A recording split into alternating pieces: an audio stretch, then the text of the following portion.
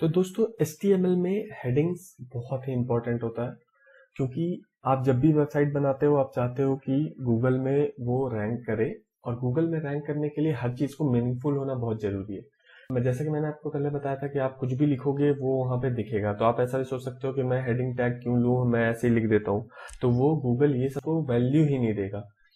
मतलब आपको प्रॉपर चीज फॉलो करना है। जिस तरीके से आप हेडिंग अपने बुक के नोट्स में देखते होगे या बुक्स में देखते होगे कि वो हेडिंग क्या होता है, बड़ा होता है, ठीक है। तो और अब तो हमें पता चल जाता है कि अच्छा हेडिंग है ये, तो उसी तरीके से HTML में है, जैसे ही आप हेडिंग लिखोगे वो नॉर्मल टेक्स्ट से बड़ा हो जाएगा ऑटोमेटिक। आप उसका स्टाइल चेंज कर सकते हो, बट ऑटोमेटिकली वो पैराग्राफ टैग से बड़ा होता है।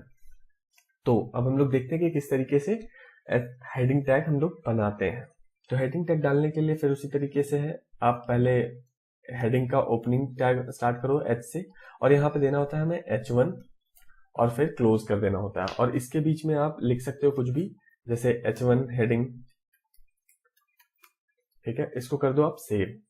अब जब आप यहाँ पे आके रिफ्रेश करोगे तो आप देखोगे हमारे पास ये, देखो पहले कितना छोटा टेक्स्ट आ रहा था अगर मैंने पैराग्राफ लिखा हुआ था तो, और अब देखो ये कितना बड़ा आ रहा है, ठीक है। अब यहाँ पे जो हमने H1 लिया है वो इसलिए लिया है क्योंकि हमारे पास एक हेडिंग नहीं है, हमारे पास 6 हेडिंग है। इसी तरीके से same H1, H2, H3, H4, H5, और वो धीरे धीरे छोटा होता जाता है, और उसका वो इंडिकेट क्या करता है कि वो सब हेडिंग है। हो सकता है एक आप ये लिख रहे हो, ब्लॉग लिख रहे हो, और उसमें एक पहला मेन हेडिंग हो, उसके अंदर 4 पॉइंटर हो जो सब हेडिंग हो, तो वो 6 लेयर तक इन लोगों ने सब हेडिंग के ऑप्शन दे रखे हैं।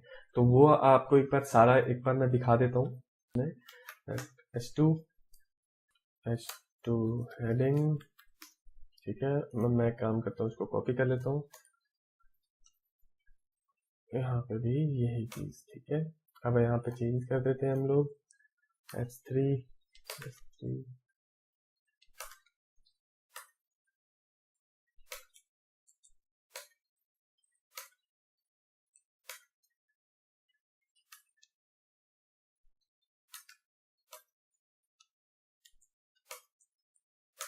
अब इसे मैं सेव कर देता हूँ, और अब आपको दिखाता हूँ कि क्या डिफरेंस है H1, H2, H3। आप देख सकते हो ये धीरे धीरे करके कैसे छोटा होता गया, और जितना ये छोटा होता जा रहा है आप ये समझ लो कि सर्च इंजन के सामने इसकी वैल्यू उतना ही कम होता जा रहा है। मतलब वो सबसे ज्यादा वैल्यू क्या देगा इसको, H1 को, कि अच्छा ये जो लिखा हुआ टेक्स्ट ये सबसे ज्यादा इंपॉर्टेंट है, और इसी के बारे में ये वेब पेज है।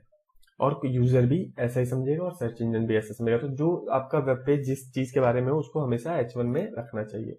अब हमें अक्सर आदत होता है कि हेडिंग के बाद हम एक लाइन देते हैं, तो इसमें HTML में लाइन बनाने के लिए हमारे पास एक टैग होता है जो एम्प्टी टैग होता है। अभी आपको मैंने पहले जब टैग एलिमेंट और एट्रीब्यूट समझाया था तो मैंने समझाया था कि कोई भी टैग जो स्टार्ट होता है वो क्लोज जरूर होता है और उसके बीच में कंटेंट होता है, बट कुछ टैग होते हैं जो एम्प्टी होता है जिनके पे किसी भी तरीके का कोई अंदर कंटेंट नहीं होता है, और वो स्टार्ट और एंड एक ही टैग से होता है। तो ये जो लाइन बनाने के लिए कोड होता है वो है HR टैग, हॉरिजॉन्टल रूल बोलते हैं इसको, ठीक है। अब आप देखो मैंने H1 के बाद एक हॉरिजॉन्टल रूल लगाया, तो आप देखो यहाँ पे हमारे पास एक लाइन बन गया, ये देखो लाइन बन के मिल गया हमारे पास। तो ये हो गया हेडिंग। तो दोस्तों अगर आपको ये वीडियो पसंद आया तो वीडियो को लाइक कर दो और चैनल को सब्सक्राइब कर लो, ताकि आपको चैनल को दोबारा ढूंढना ना पड़े, और जब भी मैं कोई ऐसा कंटेंट बनाऊं तो वो आप तक पहुंच सके।